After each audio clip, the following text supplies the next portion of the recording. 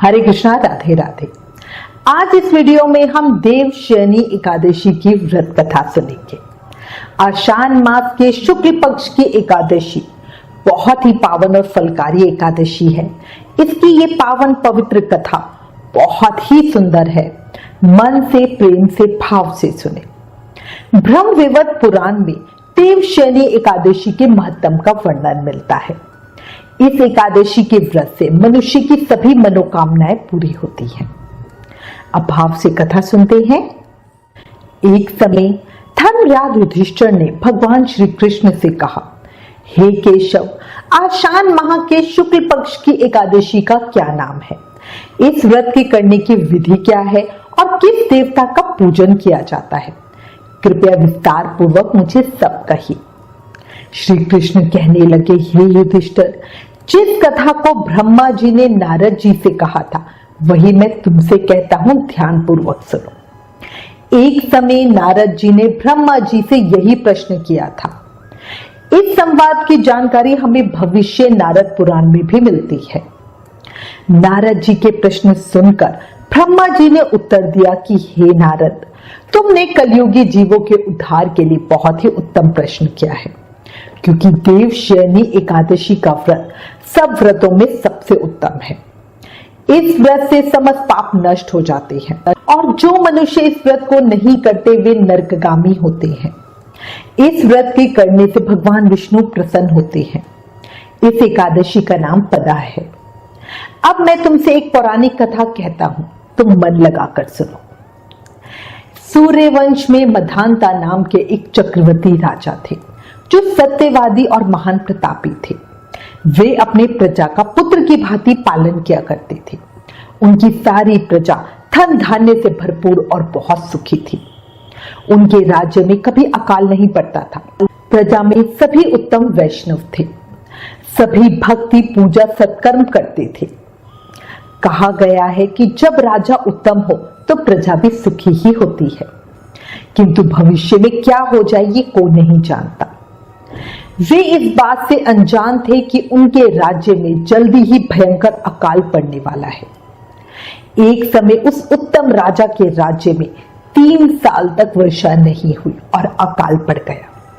कहीं वर्षा नहीं हुई, अन्न की पैदावार बंद हो गई। प्रजा अन्न की कमी के कारण अत्यंत दुखी हो गई। लोग मरने लगे। अन्न के ना होने से राज्य में यज्ञ आदि भी बंद हो गए।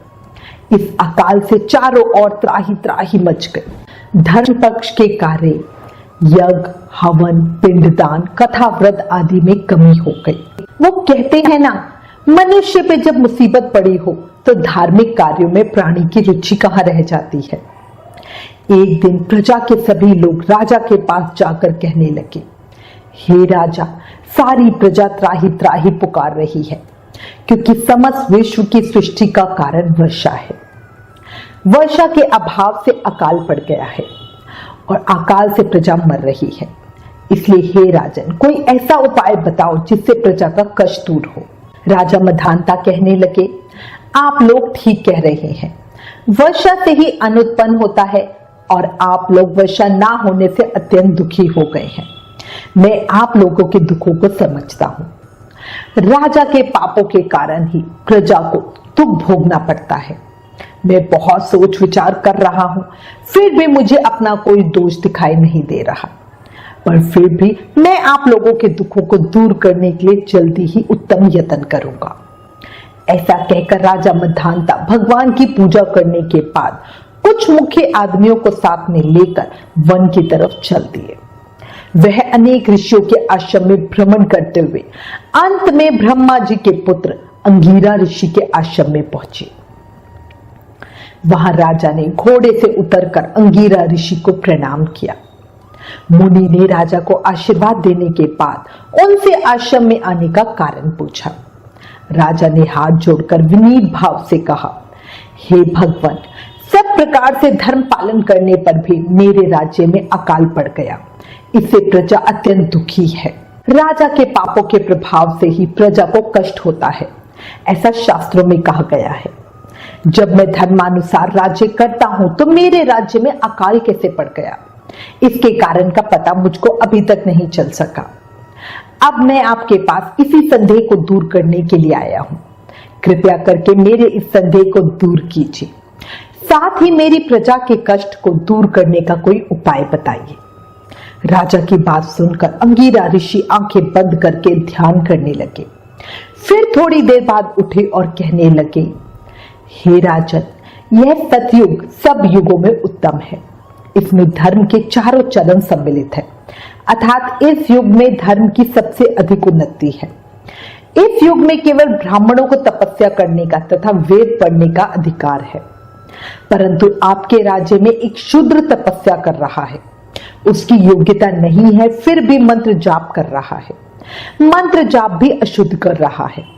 मांस का भक्षण करता है, फिर भी वेद मंत्रों का जाप करता है।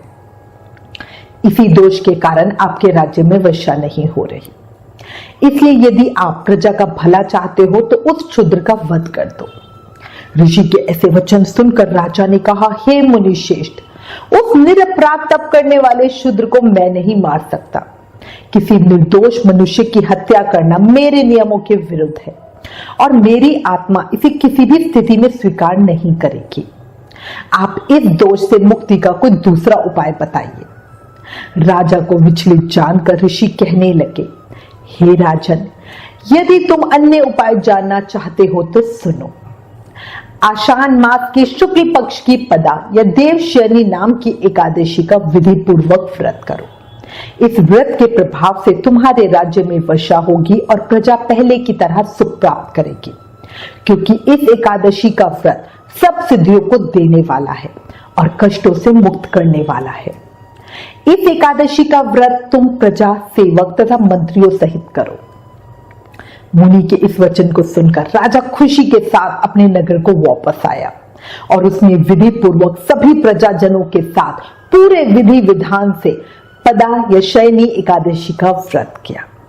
व्रत के प्रभाव से उसके राज्य में मूसलाधार बारिश हो गई और पूरा राज्य धन धान्य से परिपूर्ण हो गया और प्रजा को अत्यंत सुख पहुंचा। अतः इस मास की एकादशी का व्रत सब मनुष्य को जरूर करना चाहिए। ये व्रत इस लोक में भोग और परलोक में मुक्ति देने वाला है। इस कथा को पढ़ने और सुनने से मनुष्य के समस्त पाप नष्ट हो जाते हैं। इसलिए भगवान विष्णु की प्रसन्नता और मोक्ष की प्राप्ति के लिए भी मनुष्य को ये उत्तम व्रत जरूर करना चाहिए। चातुर्य मास व्रत भी इस एकादशी के व्रत से शुरू किया जाता है। एकादशी महत्तम समाप्तम।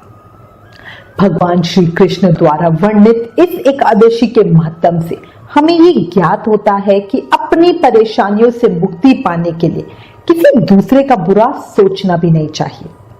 अपनी शक्ति से और भगवान पर पूरी श्रद्धा और आस्था रखकर संतों के कहे अनुसार सत्कर्म करने से बड़ी परेशानी भी आसानी से खत्म हो जाती है। ब्रह्म वैवर्त पुराण में देवशयनी एकादशी के विशेष महत्तम का वर्णन किया गया है। इस व्रत के प्रभाव से प्राणी की समस्त मनोकामनाएं पूर्ण होती है। व्रती के सारे पाप नष्ट हो जाते हैं। यदि व्रती चातुर्य मास का पालन विधि पूर्वक करे तो उसे महाफल प्राप्त होता है। बोलो लक्ष्मी नारायण भगवान की जय, बांके बिहारी लाल की जय। मैं भगवान श्री हरि विष्णु के श्री चरणों में प्रार्थना करती हूँ, इस कथा को कहने सुनने हुकारा भरने वाले सब पर अपनी कृपा बनाए रखना, अपना आशीर्वाद देना और सबकी मनोकामना पूरी करना। बोले लक्ष्मी नारायण भगवान की जय।